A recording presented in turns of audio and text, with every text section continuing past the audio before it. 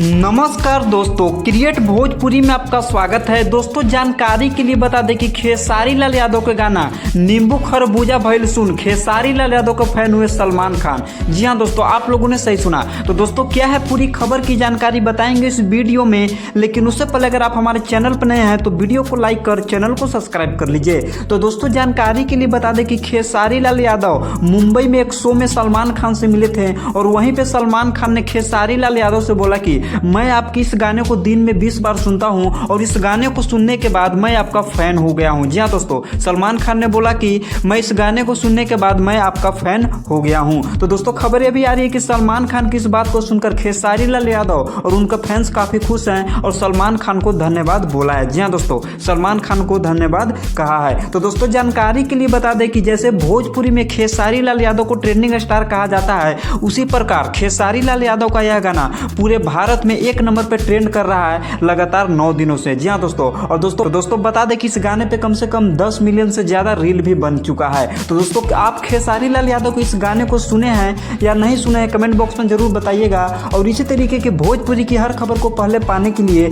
आप हमारे चैनल को जरूर सब्सक्राइब कर लीजिएगा। और दोस्तों आप ट्रेंडिंग स्टार खेसारी लाल यादव को कितना सपोर्ट करते हैं एक कमेंट बॉक्स में जरूर बताइएगा। तो दोस्तों तब तक के लिए इतना ही, अब मिलते हैं अगली वीडियो में।